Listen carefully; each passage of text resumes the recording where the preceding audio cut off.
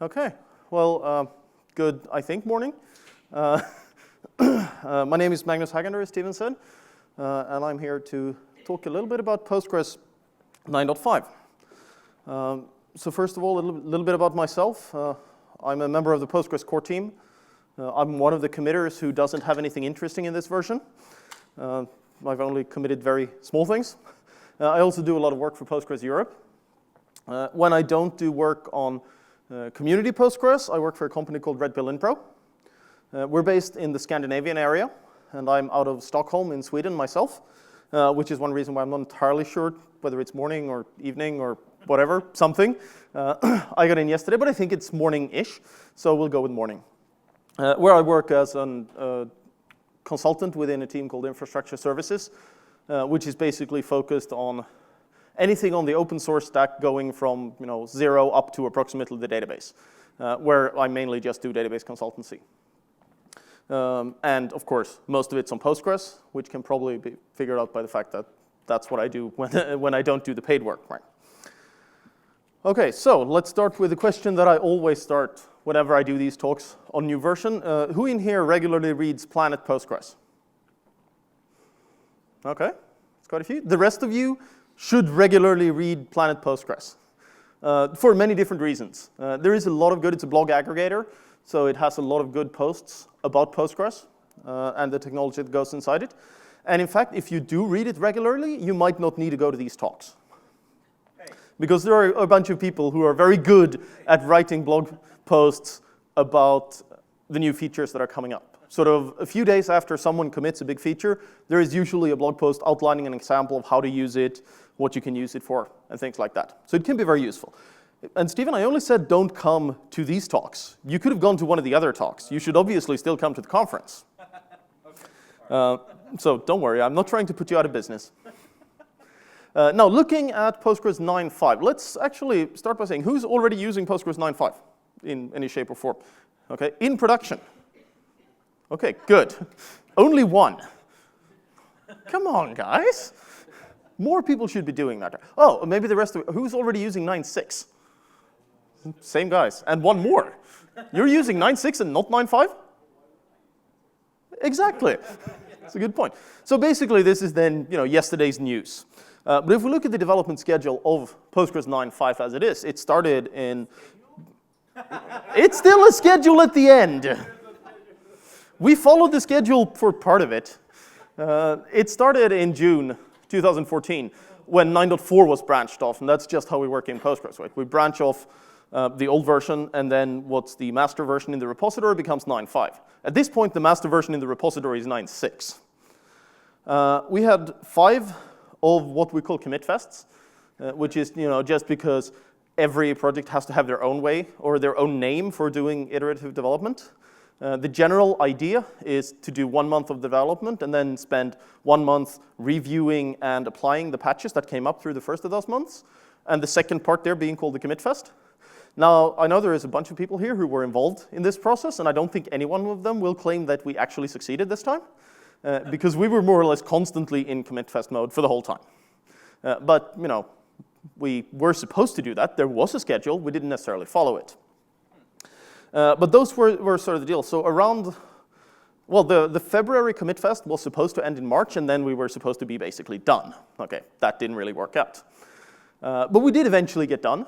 We did eventually publish an alpha version in early summer or midsummer-ish, and we published a second alpha version in August, which is currently as good as you get on 9.5. That's what we have. We are actually right now discussing when the time is to put out the very next version. It's not going to be too long. And we're talking about the next, so either the next alpha or the first beta version, something like that. We don't have any official date for when we're actually going to be done. Because, we can put out the date and then we can break it, but that doesn't really help. But work is being done, and the product as it is out there now is mostly useful. Mostly usable is what I meant to say. It's mostly useful, but, so is 9.4. There are things, there is a list, if you're interested, there's a list on the wiki that shows you the exact issues that are known and haven't been fixed yet, and that we want to have fixed before we're going to release. But I will still say that compared to many other products, this is solid enough to run on. One of the main reasons it's called an alpha is that we are at this point not certain whether we're going to be able to just replace the binary and restart to get the release version, or whether you're going to need to run through something like PG upgrade or a dump reload or something like that. That's probably one of the main reasons why we're not calling it beta version yet. Because we usually, when we get to beta, we try to say that means that you will be able to just do an yum upgrade or apt-get upgrade or something, and then you're done once the release is out. So Alpha 2 has been released. And packages are available. So if you're using any of the platforms that have packages, so Red Hat, Debian, Windows, Mac, any of those, you can just download the Alpha 2 and run it. Please do that. I noticed we had exactly, 3 people who were using it? Only 1 in production. You may not need to put this in production right now, but please download it and please help us test it. If you have test suites for your application, please run that against the 9.5 alpha and let us know if it breaks. In fact, let us know if it didn't break. Okay, that's also good information because then we know that you ran the tests. Let us know if something became much slower so that we don't release with such a regression. Right? It's much easier getting it fixed now than it's going to be after the release is out. So I'd like to encourage all of you in here to do that, download it, test it. Sure, you might want to wait to put it in production until it's actually released, but run your tests against it. Maybe run your development or staging environments on it now. I have a lot of customers that I've fought to get them to do that, and some of them are actually doing it, but they don't run the production on it yet. A few short statistics. These are not entirely up to date. They're a few weeks old numbers. That compared to 9.4, we got about 2,500 files changed, 200,000 lines of new code, 200,000 lines removed. That's almost twice as much as we had in 9.4. And everybody knows that lines of code is the best way to measure developer productivity and product quality, right? So that means that 9.5 is going to be twice as good as 9.4. That's perfect. Can we put that in the marketing, Josh? Sure, like in the press release? Like we have twice as many changed lines of code, it's twice as good a product, right? I particularly like the 220,000 deletions. Yeah, they're very good. It depends on what you delete, but we assume it's good. So wait, have we run vacuum over the Postgres code base? Yeah, I think we do. That's called the garbage collecting Git. Yeah. Anyway, let's get into what this talk is actually about, which is some of the new features that are in 9.5. As always, I try to sort of divvy these up a little bit. It's kind of hard because what really is a developer and what's a DBA, the crossover is very big. But if we focus on things that are developer and sort of SQL level features, things you can do with queries. DBA and administration is things you do to make the database run. And then, of course, performance is always worthy of its own little chapter. Every version always comes with a lot of performance things. If you were listening to Andres in the last talk, there was a lot of interesting things around scalability. If you didn't, well, I think it's recorded. You can look at it later. So let's start to look at some of the developer. Actually, before I do that, let me go back to that and say, so how many in here would consider themselves a developer if we're talking about a developer at sort of using the SQL layer? Okay, DBAs? Okay, performance specialists? Hey, you're all, that's excellent. Marketing? Okay, I know you guys. Had to do that. Okay, so one of those small things that I find to be very useful once you've run into it, that we now support multi-column subselect updates. It doesn't look like a big feature, but to me at least, for many years, I found this one of those really annoying things that we couldn't do it. Basically, if you want to update and setting multiple columns to the result of a subquery. Prior to 9.5, you had to run 2 subqueries, 1 for each column. Or if it was 20 columns, you had to run 20 subqueries, which is both inefficient and very annoying to have to write. With this version, we can just say the update, set, list the columns, and then do a subquery that returns multiple values. Just like any previous subquery could do, just with more than 1 column. Small fix that comes to be very useful. Another thing that's small-ish and also very useful, how many people in here have ever used the generate series function? Okay, this is better than the last conference I did this, when nobody put their hand up. Turns out a few people just didn't hear the question, but most people hadn't used it. So for those of you who've never used the generate series function, if it is because you didn't know about it, you should really look into it. It's a very useful function. It really does exactly what it says. It generates a series of values. In previous versions, it could generate integers and timestamps. So you could say, get me basically a virtual result set with every number from 7 to 55. And it will generate a long list of 7, 8, 9, 10, and go on. Very useful for timestamps would you could say, give me every 4th hour between these 2 times. And you'd get a result set that you could do things like joining with or comparing with, things like that. We now have a numeric version of generate series, which in itself is much smaller than actually having generate series. So I mainly use this as a chance to pitch generate series as a general thing. But you can now generate decimal series. This example, you say, select star from generate series, 0, 1, and then 0.1. You get every number between 0 and 1 with a 0.1 stepping. So it allows you to do decimals. It allows you to do bigger numbers. If you couldn't fit your numbers in a 64-bit integer, your numbers are big. You can now do bigger numbers using numeric. I think the most interesting aspect is probably being able to generate decimal numbers, not necessarily bigger ones. But who am I to judge what your application is doing? Maybe you have really, really big numbers. I hope it's in your profit column. We have a new locking mode for select for update, which is skip locked.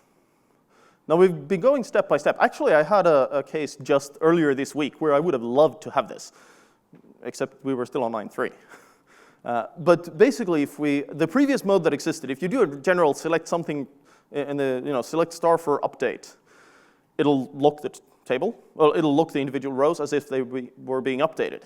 If you added the keyword no wait, then if anyone else was holding a lock on any of the rows that you were trying to read, or doing a virtual update with select for update, you would get an error, like in the first example here, where it says could not obtain lock on row in relation A, right? Because somebody else was holding the lock.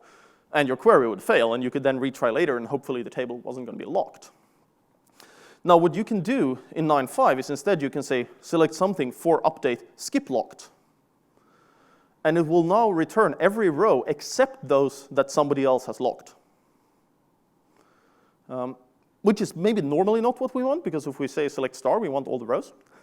But this is particularly useful if you're doing things like maybe a queuing table, where you have a number of workers who are working on something.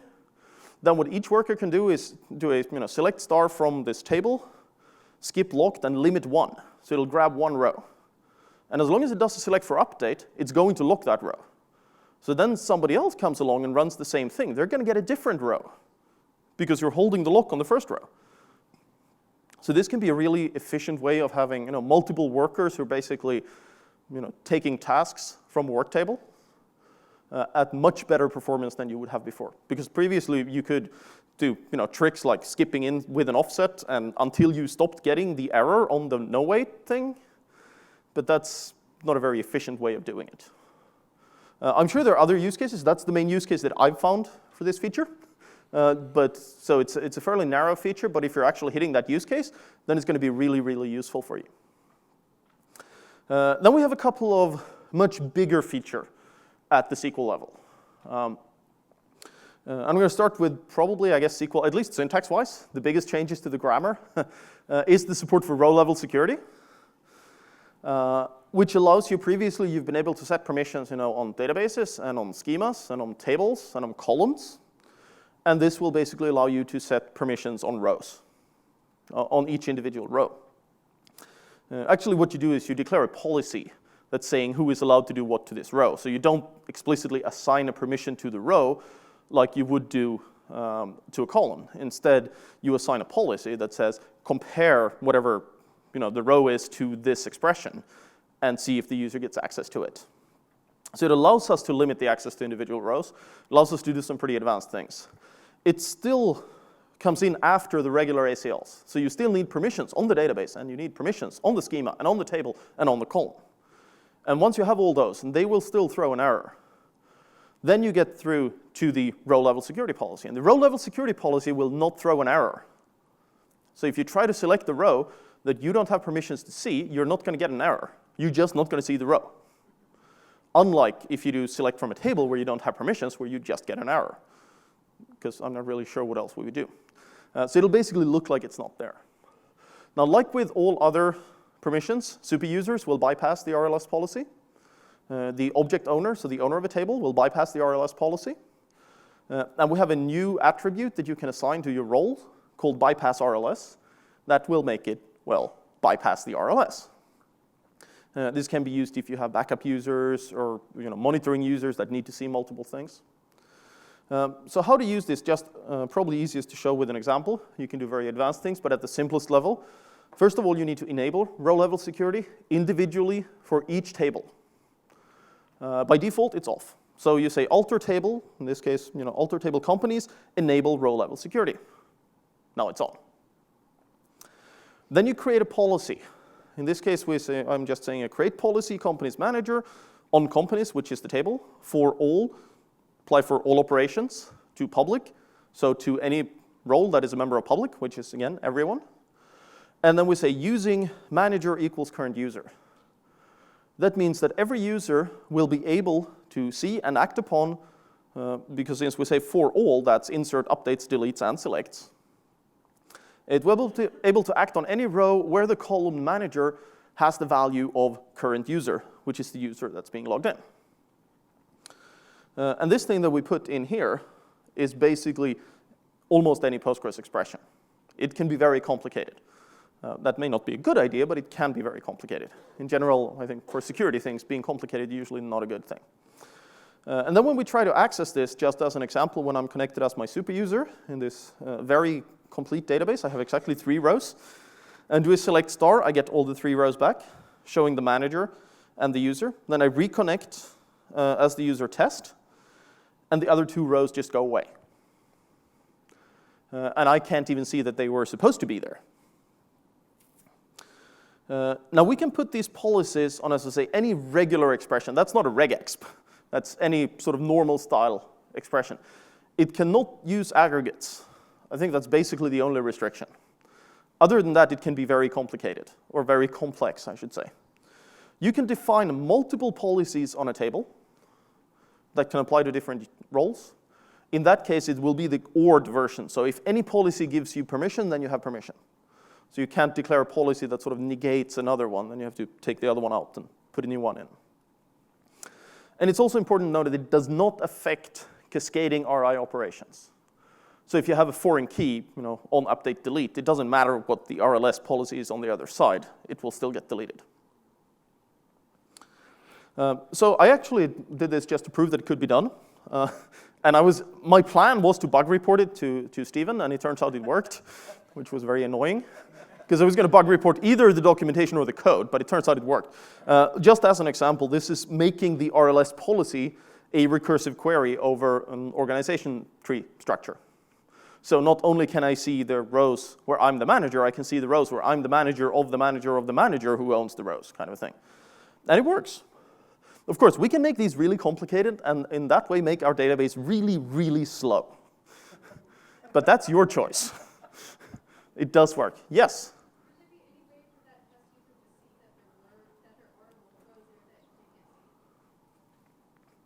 It's not supposed to be possible to see that they're there. I'm going to look at you, Stephen. I'm sure you've tested for it. Certainly, it depends on what you have in terms of access to the system overall. But things like statistics are not available. If there's RLS on the table, you're not going to be able to see as much statistical information. There are some operations that are grouped in a general sense as I'm not trying to remember what they're called. I don't know why I just forgot it. Anyway, but it's basically, it's similar to an RI case, or referential integrity case, where there may be a way to figure out if you know a specific value, you can look at certain information and possibly infer that a covert channel, right? Yeah. There are potential covert channels available. We're working to lock them down. Obviously, this is the first time that this is going to be in Postgres, so there could be bugs, there could be other issues and whatnot, but in general, the answer is no. You shouldn't be able to tell. Principally, if the way this is going to be used, or at least what I would recommend, is that you define out policies at the data level, but you still don't give users full-bore access to the database from your application. right? Most applications don't do that anyway. I would say that you probably still want to do that, but this allows you to manage the policies in the database instead of having to manage a whole bunch of extra where clauses and stuff in your application. Yep. And of course, super uses bypass, so that just 95% of all applications will just bypass everything because everyone just uses super user anyway, right? They shouldn't, but they do. The next really big thing at the SQL level, I'd say, is the management of insert on conflict, or commonly referred to as upsert, which we still refer it to upsert a lot in Postgres, but the syntax is not upsert. The syntax is insert something, a regular insert, on conflict do either update or ignore. It's similar to merge. We'd like to say, except it's better, of course. At least in some ways it's better. It doesn't solve exactly the same problem. It solves a very similar problem. Are you getting angry with me, Peter, for saying that? No, I just think it's way better. Yeah, exactly. It is. Yeah, it is not. It doesn't do exactly the same thing as merge, which is why we have not just used the merge syntax. If anyone's interested in reading many emails over a long time on what syntax to use, go look up these threads. They've been going on for years. Whether you're going to call it that, or whether you're going to call it upsert, or you're going to call it replace into, or all the different kinds of syntaxes that other people have. But we just figured since everybody else has their own syntax, we should also have our own syntax. Mainly, we should have a syntax that reflects what we're doing. And if we're not implementing it the same way as somebody else, then we shouldn't use the same syntax because that's going to confuse people even more when they run the same query and it behaves differently. So using this, again, is probably easiest to show with an example. The simplest way of doing it is to do nothing. So we say insert into my test table, which has an ID column and a text field. Say just values 2 and foobar, on conflict do nothing. Okay? This assumes there's a unique index here, right? If there's no unique index, there's not going to be a conflict. It's that kind of a conflict we're talking about. So basically, if there's already a row here with value 2, without the on-conflict clause, it would throw an error. With the on-conflict clause, it's just going to ignore it because we said do nothing. Don't give me an error. Just keep running. The row 2 is already in there. Yes, we had a question over there. Yes, it is. That's wrong, right? That's wrong, yeah. Yeah, do nothing is the correct syntax. Yeah, it was called ignore until then a week before it was committed. Yeah. So yeah. So basically, when I did the first version of these slides, I think I put that in there, and then I just updated one of them. Yeah, that's right. So anyway, this is the correct syntax. It's supposed to be do nothing. It's not ignore. Speaking of it, again, you can go back to this wonderful long thread about syntaxes. If you just have, threads in the hundreds, I think, if you look at it all. You'll find actually some of the I did an analysis but I think it's the second longest thread we've ever had about Postgres was on this. On the number of emails on the same thread. Yeah, I think it is. And that's only one of them. Is the longest about commit fest? No, it's not. I don't actually remember what the longest is. It surprised me a lot. The longest one is also very old. Because this... No, that's more than one. That's more than one thread. That's Postgres versus PostgreSQL, and then there's PostgreSQL versus Postgres, and keep going. So, anyway, that's the easiest way. The second way that you're probably interested in using this one is the on-conflict update, where in this case we're saying insert the values 2 and foobar on conflict ID. So if we get a conflict on the column ID, then do update set t equals excluded.t. So we're saying if the row with an ID value of 2 doesn't exist, then insert it. If it's already there, update the value of the other column, t, to the value that comes from this excluded.t. Excluded is a virtual table that will have all the conflicting rows in it. In this case, it'll only have the one row, it'll have the value foobar, right? So if the value with 2 is already in there, we set the value to foobar, whatever it was set to before. This is probably the most common way of doing the upsert. Exactly. I want the value to be 2 and foobar, no matter what it was before, whether it was there before or not. Just get it in there and make it that value. You can also do some more complicated things around that. An example with a slightly more complicated one with a different table here. We have a counters per URL. This is also an excellent way to make your system really slow, blocking on a single row, but it's there. Insert into, we put a URL and a value 1. If the URL conflicts, so if it's already there, then instead we're going to increase the value by whatever value we're putting in there. So in this case, if /sum/where is already in there, we're going to do a +1 on it. If this had been a 7, we'd instead do a +7 on it because we're getting it, again, from the excluded table. So you can do more complicated things than just copy constants around. I'm sure there's a limit to exactly how, and you probably don't want a recursive subquery in there. No limits. There's no limits? None whatsoever? Okay, everybody, you now have a challenge. Find something that doesn't work. Yeah. Okay, everything will work according to Peter. We'll see about that. The third big thing that I'll put under SQL features is the support for grouping sets. Yes?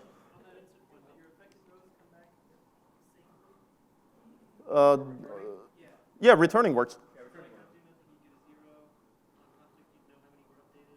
Yes, it'll return rows that were either inserted or affected by the update. Yeah. But if you did nothing on them, they're not returned. Right, exactly. Yeah.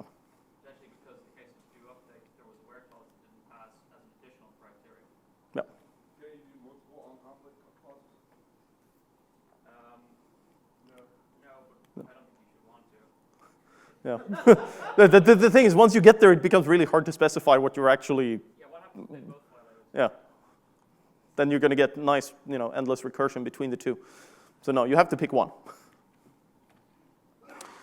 Okay, so after upsert, next one, again, grouping sets, which I will, again, fairly easily admit, I didn't actually know about the grouping set syntax until I saw this patch, but I knew about the cube and rollup syntax, which is very useful. But we do also support the full grouping set syntax. I read somewhere that these are referred to as super aggregates. They're basically aggregates of aggregates in a single query, but it lets you do things like partial summaries and a lot of things like that.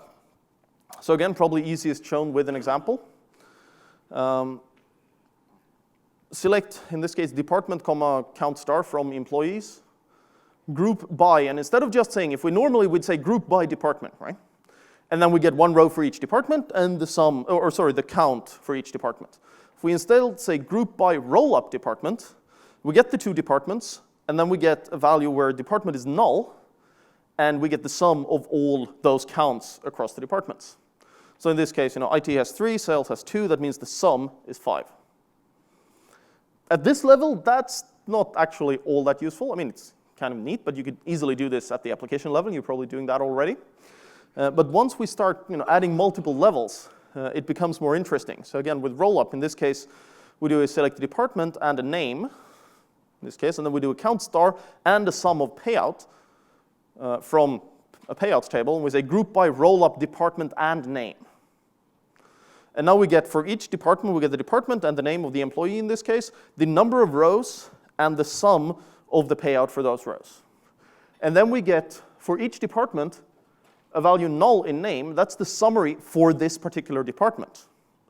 So that 6 is the sum of those, and that 950 is the sum of those. And then it sort of resets, it gets into the next group. You got a null down there, that 3 is the sum of those two, that one is the sum of those two. And then you get a null, which will be the sum of all the sums. And of course, once you start getting into many levels of this, it becomes much more useful. I actually ran into a scenario with a customer earlier this year where the way you can make this return in previous versions of Postgres, you just have to make union queries. And if you have a group by over 12 columns, that's an insane amount of union queries. They were porting a system over from Oracle, and they really had no choice. They had to do those union queries, right? Now, with this version, they could just copy the code straight over. Now, rollup is what I'd find the most useful one of these. With cube, basically gives you the summaries both from department to name and from name to department. And with the full grouping set, you can specify it individually across many columns if you're doing more advanced aggregations.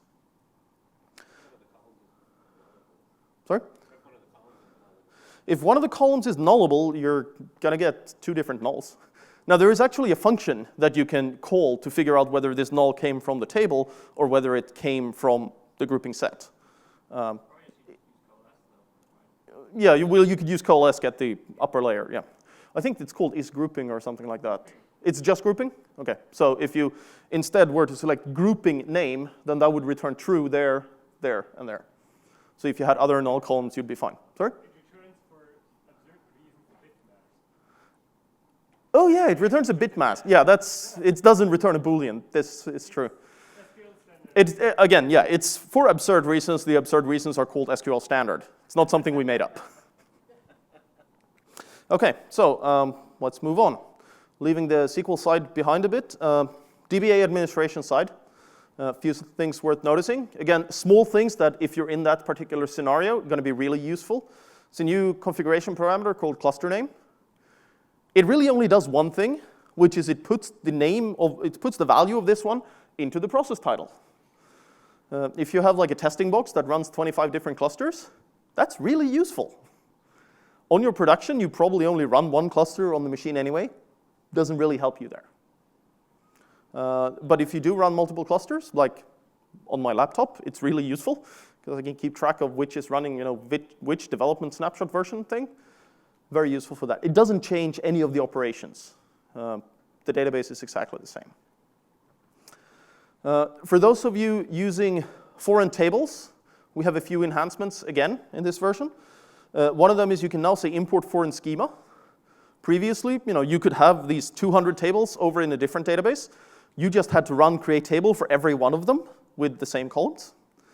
Instead, now you can just say import foreign schema from server someone else. In this case, I create my schema. I say import test schema from this other server into my local schema, remote schema, and it copies all the tables over. Now, this is still a one-time operation. So if you now go back and add a column on the other server, it doesn't refresh. You're going to have to recreate that foreign table in that case. But it does the batch import at one point. Yes? Would that just be the objects that whatever user you're connecting as can see? Yes. Yes. And it will be in whatever schema you are on that one. Sure, you can see all of them right now. Well, no, you can see all of them as long as you have permissions on the schema. But if you don't have usage on the schema, you can't see them. Right. Although you could create, I guess, yeah, you would end up creating tables Yeah. you wouldn't be able to access. Exactly. So we don't do that. Now, some other interesting things that are done. Foreign tables, there's a lot of work around this area now. This is one of those, I love the commit message and the commit fest entry, which means nobody knew anything. It said, oh, foreign tables can now participate in inheritance trees. Okay, I'm sure that helped everybody really much, right? But the interesting point about that, I think the most interesting point, at least myself, is that inheritance trees is what we use in Postgres to implement partitioning. It may not always work, but when it works really well. So what this means is you will now be able to declare individual partitions of your table as being a foreign table. So you can have some partitions are local, some partitions are off in a different Postgres database. Some partitions are off in an Oracle database. And you can still access them as they were one table. Can be one of the many ways to do sharding. There is a lot of discussions around that right now, exactly how to build on it. This is one of the very most basic infrastructure services for that. There's a lot more work that needs to be done before this becomes generically useful. But you can do some interesting things around this already today by being able to put individual partitions elsewhere and using the constraint exclusion to make Postgres automatically discard some partitions, don't bother scanning them when you're running queries. At least my battery alarm didn't show up over there. That's all good. I thought I plugged my... This is all complicated. You need to actually plug the charger into the power as well, not just the power into the wall. But it was almost plugged in. Okay. For anyone using unlogged tables, we can now turn on and off the unlogged property on the fly. You don't need to drop and recreate the table. You can do an alter table set unlogged to make it, unlogged, and alter table set logged to make it logged. Now, it's worth noticing, if you do an alter table set logged, the entire table is going to be logged into your transaction log. At least if I think if you're running with archive, with val level equals minimal, we might not do that.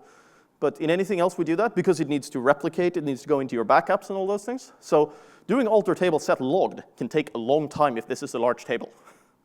But at least you can do it now, which you couldn't do before. Setting it to unlogged is going to be pretty quick. That's just setting a system property and getting rid of it.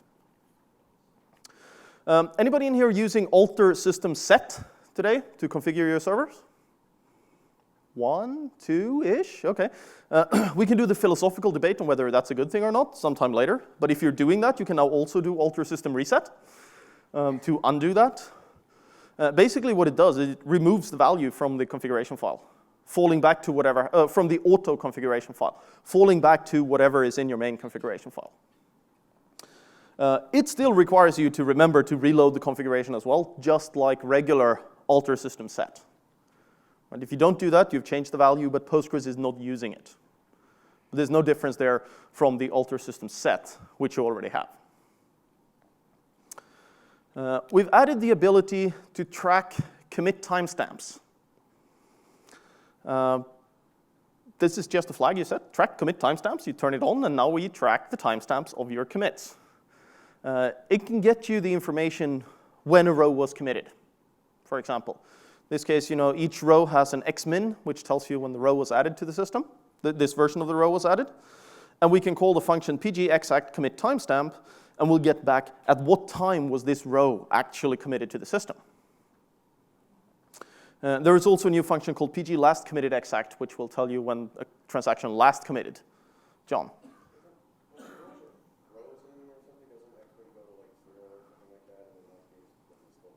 It does, I believe it does not work once you've frozen it, no. So it works for sort of active, visible transaction. Frozen are visible to everyone, so we don't track it for them anymore. This obviously adds a bunch of extra metadata to keep track of these, so it's not for free. If it was for free, we'd probably just not give you a switch, right? But it's useful. I think one of the main reasons it was added was for the logical replication and multi-master stuff, which needs it, so then it's overhead that you have to pay. But you can use it for other things as well. We have a completely new way of configuring the transaction log size. So anyone who has ever tuned checkpoint segments, which I assume is pretty much everybody in here, that setting is now gone. You no longer set checkpoint segments at all. Instead, we have two parameters that controls the minimum and the maximum size. So we have a minimum while size and maximum while size. This also means you can now configure it in megabytes and gigabytes, not in this random value of blocks of 16 megabytes, which has, at least in my experience, been quite confusing to newbies. So the default value is the minimum while size is going to be 80 megabytes, and the maximum is going to be 1 gigabyte, which is obviously the maximum of 1 gigabyte is much bigger than what we used to have before, which was, 48 megabytes, I think, 3 times 16? Even 80 is about double that, but 80 megabytes is not that much on today's machines. Checkpoints today are automatically tuned to happen somewhere in between these by analyzing an average of previous cycles to sort of being more adaptive. What it also means is that space is only consumed when it's actually needed. So today, if you have checkpoint segments set very high, you're eventually going to use that much, even if you don't need it. Whereas with the new system, if you have 80 megs and 1 gig, and you never need more than 80 megs, it's never going to go above 80 megs. So it gives you also a more predictable number. The 1 gigabyte is also more or less exactly as far as it's going to get. Whereas previously, there was some nice, wasn't there a part of the manual that said something between 2 and 3 times checkpoint segments is how much disk space you need? Yeah. That's a very interesting and well-defined size of disk. Now, this one is defined as this is 1 gigabyte. You don't need to add weird multipliers to it. It's going to be maximum 1 gigabyte. It's not, I think it's not a hard limit. We might go, just above it, but we're not going to go twice over it. But it's a slightly fuzzy limit. But it's much easier to configure those things.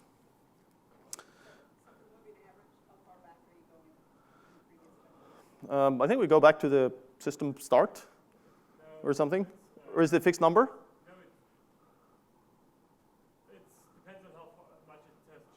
Okay, yeah.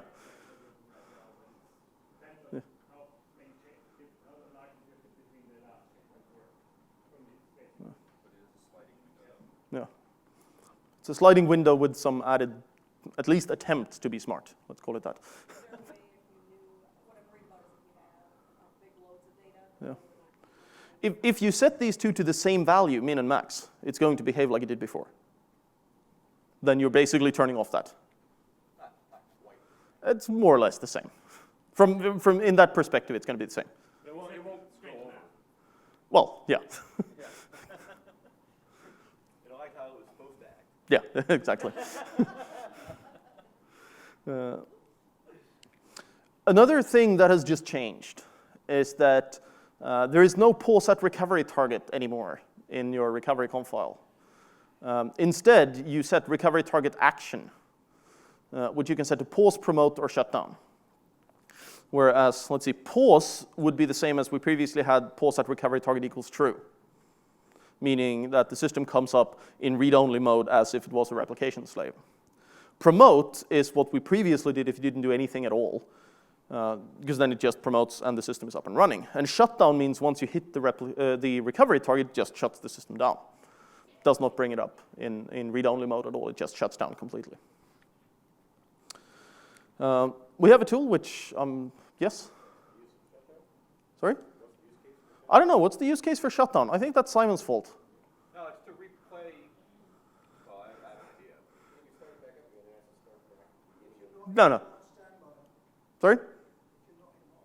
Yeah, if you're not in hot standby, it's a useful case, because then you can't actually use pause. It's also useful to get your base back up into a consistent state. So Yeah. you can start it up, and so you don't have like missing balance. Yeah, without actually starting it up. Yeah.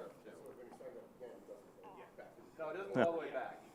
Yeah. Yeah, actually, the other use case that we wanted it for is you're doing a point-in-time recovery, and then you plan to make it into a replica after the point-in-time recovery is concluded, but with a different replication configuration. Yeah. Okay. So yeah, there you go. There are use cases. That's good. It wasn't just randomly added. We get a tool called PG Rewind. I think there might actually be a talk on that later. Which is basically it allows you to reuse a former master without rebuilding. Like when your master shuts down today, you need to rebuild the master from the replica once you've done a failover. Lets you do that without rebuilding the whole thing. It can still sort of track backwards through the code. The SSL code has been refactored. Main reason to be able to support something that isn't OpenSSL. Unfortunately, we only support OpenSSL. But you know, it's a foundation of work. The one thing that came out of it that's visible today is we now support subject alternate names in the certificates, so you can have more than one name. About time. And the code is all rewritten, so we have all new bugs in it. On the SSL, we also now have a view called pgstat_ssl. It shows a lot of the same information as the contrib SSL info, except it shows it for all connections. It doesn't just show it for your own. So you can go in as a DBA and say, show me which connections are actually using SSL. And you know, which encryption are they using, is compression on or off, things like that. Gives some more insight. pgstat statements has been further enhanced. We now get execution time maximums, minimums, mean, and standard deviation across the tracked statements, which can be very useful if you have these one number that threw everything off. We've had a tool called pgxlogdump for a long time. Previously, it's been one of those tools that you really don't want to use because if you have to use it, you know you're screwed. It is now added a mode that is just -- stats, which is actually quite interesting. You can point it at your xlogs, and it'll give you statistics of what's actually using the space in your xlog. Is it what type of records? Is it inserts? Is it updates? Is it full page images? All that stuff. It still does all the itty-gritty details that you really never want to have to use. And I think most people using Postgres will never use that. Most people will, if they get into that position, they'll hire someone to use it for them.